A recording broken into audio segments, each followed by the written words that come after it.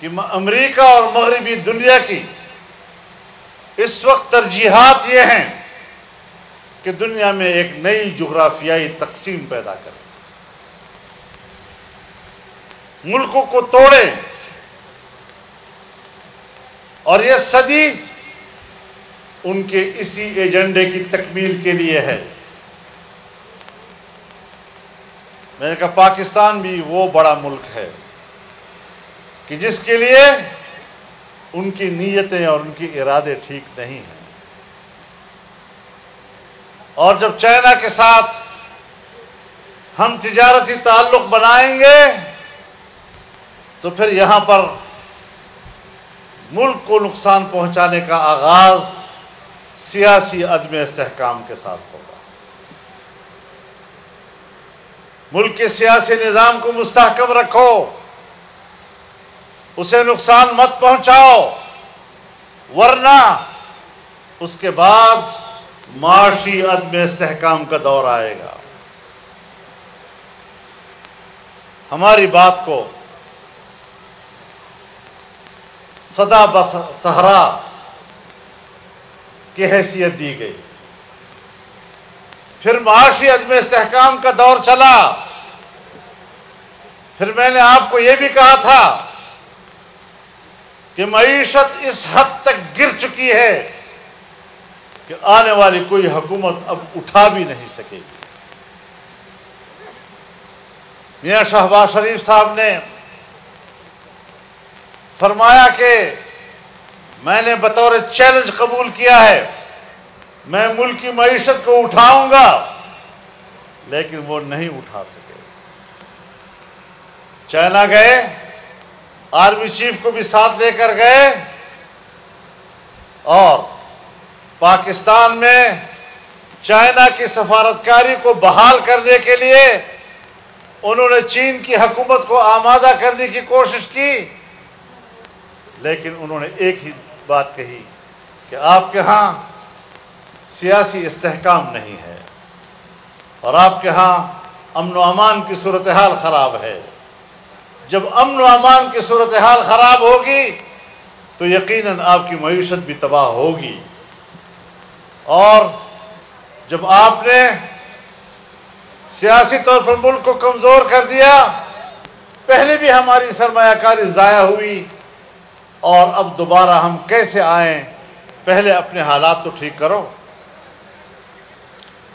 یہ ایسی بات نہیں جو میں یہاں آپ کے سامنے پبلک میں بات کر رہا ہوں، میں نے پرائم منسٹر کی موجودگی میں قومی اسمبلی کے اندر ان کے سامنے یہ بات کہی، اور میں نے ان سے کہا بصد احترام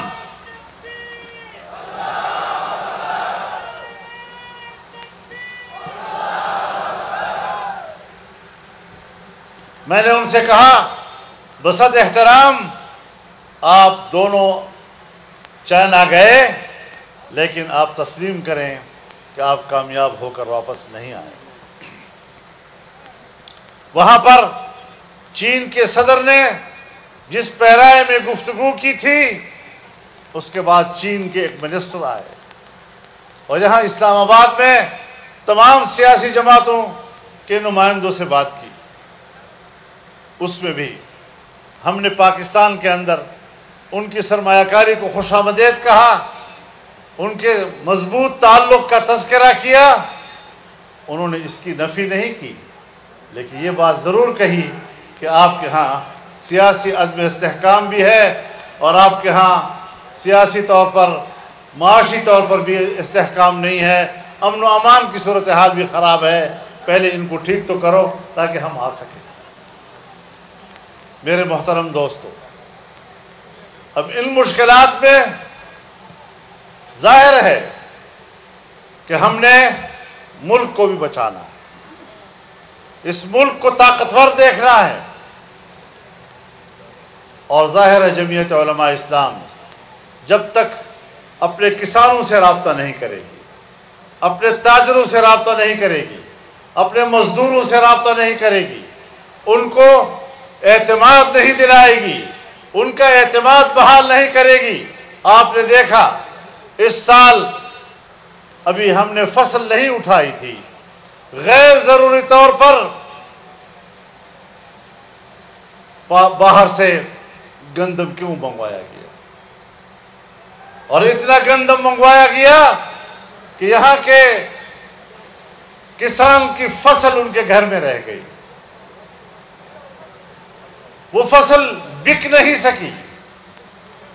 پاکستان کے پاس پہلے سے گندم کا ذخیرہ موجود تھا، پھر غیر ضروری طور پر باہر سے گندم کیوں منگوائی گئی؟ اور سنا یہی ہے کہ وہ بھی غیر معیاری گندم تھا، اور اپنے ملک کی اسی سال کی گندم آج زمینداروں کے گھر میں پڑی ہوئی ہے۔ کیوں؟ اگر اس کا گندم نہیں بکے گا وہ اگلے سال گندم کیوں کاشت کرے گا؟ یہ ہوتی ہے ملک کی معیشت پر کلہاڑا چلانا اور ملک کی معیشت کو سہارا دینے والے کسان کی کمر توڑنا۔ ہمارے ملک کے اندر حکمرانوں کی ان پالیسیوں نے ملک کی معیشت کا بیڑا غرق کیا ہوا ہے۔ تو اس حوالے سے آج ہم نے مردان سے اس بات کا آغاز کیا ہے۔ یہ زرعی علاقہ ہے، سوابی زرعی علاقہ ہے، چارسدہ زرعی علاقہ ہے، مالاکنڈ زرعی علاقہ ہے۔ اس پورے علاقے کی نمائندگی کرتے ہوئے آج ہم نے پورے ملک کے کسان کو آواز دی ہے آپ کے اس اجتماع سے، اور یہ اجتماع پورے پاکستان کے کسانوں کے نمائندہ اجتماع ہے۔ تو میں یہ بات کرنا چاہتا ہوں کہ یہاں تو آوے کا آوا خراب ہے،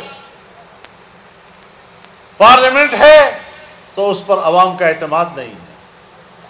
عوام نے ووٹ کس کو دیا اور اسمبلی میں کون پہنچا، اس کا کوئی حساب کتاب نہیں۔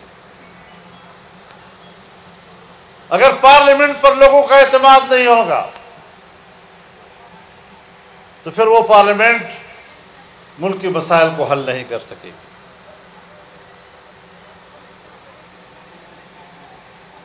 مذہب کو نشانہ بنایا جا رہا ہے،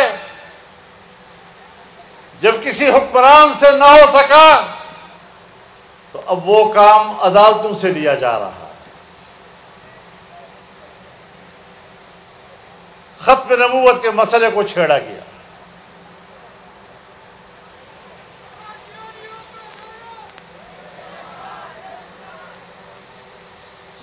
اگر کوئی سمجھتا ہے چاہے وہ جج ہو، چاہے وہ سیاستدان ہو، چاہے وہ جرنیل ہو، چاہے وہ حکمران ہو، کہ وہ پاکستان میں قادیانیوں کی پرانی حیثیت کو بحال کرے گا اور ان کو مسلمان کا سٹیٹس دوبارہ دے گا، انشاءاللہ ہماری لاشوں پر یہ ہو سکتا ہے، ہماری لاشوں کے اور زندہ انسانوں کے اوپر یہ فیصلے نہیں ہو سکیں گے۔ نعرے تکبیر! دکا دیا نو کمیو یار دے، امریکہ سے کمیو یار دے۔ جب تک سورج چاند رہے گا، جب تک سورج چاند رہے گا، کل بھی مفتی زندہ تھا، کل بھی مفتی زندہ تھا۔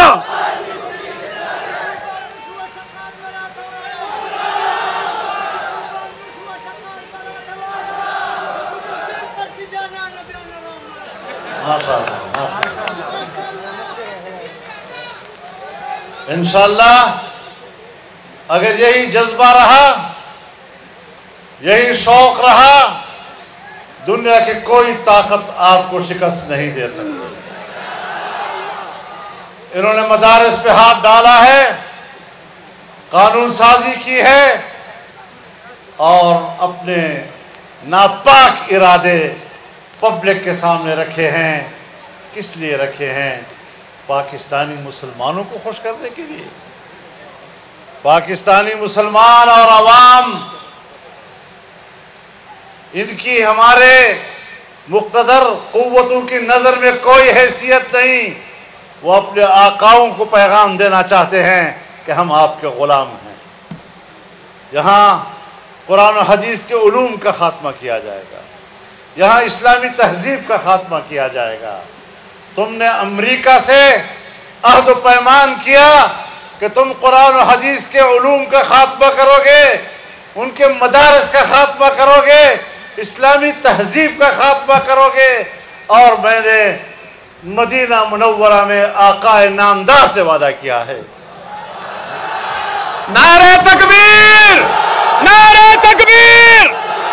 امریکہ کا جو یار ہے، امریکہ کا جو یار ہے، یہودیہ کو جو یار ہے، یہودیہ کو جو یار ہے، قائد جمعیت مولانا فضل الرحمان، کہ انشاءاللہ ہم پاکستان میں علوم اسلامیہ و قرآن و حدیث اور ان کے مراکز، مدارس اور اسلامی تہذیب، ان کے تحفظ کے لیے جان دے دیں گے، لیکن تمہارے ایجنڈے کو کامیاب نہیں ہونے دیں گے۔ لبیک لبیک لبیک لبیک لبیک لبیک لبیک لبیک قائد اشارہ کوا، قائد اشارہ کوا، قائد اشارہ کوا، لبیک لبیک۔ دینی مدارس کے خلاف اپنا ایجنڈا اور اپنی ذہنی غلاظت اگر تم پبلک کے سامنے رکھ سکتے ہو اور ان کے خلاف اعلان جنگ کر سکتے ہو امریکہ کی پشت پناہی میں، تو آقا نامدار کی پشت پناہی میں ہم بھی آپ کے خلاف اعلان جنگ کر سکتے ہیں۔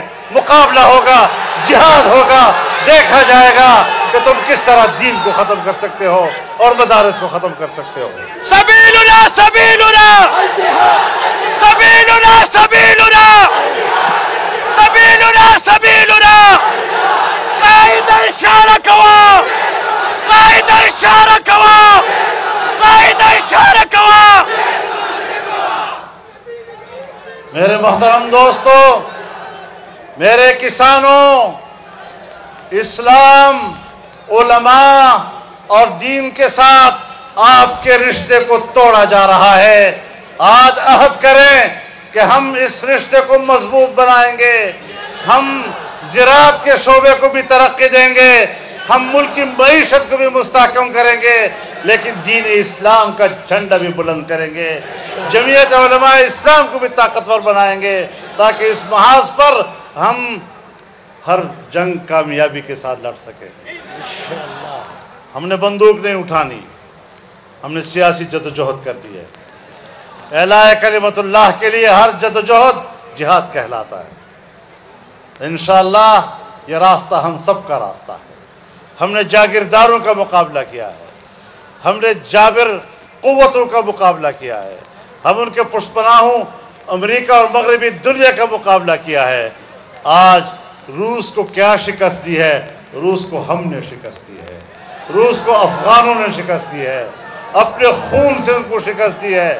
امریکہ سمجھتا ہے کہ اب میری بالادستی آ گئی، سو آپ نے بھی آزما لیا، آپ نے بھی افغانستان پر حملہ کیا، 20 سال تک اپنا قبضہ رکھا، لیکن افغانوں نے آپ کے خلاف بھی جرأت کے ساتھ اپنے خون کے نذرانہ پیش کر کے تمہیں اس سرزمین سے نکالا ہے۔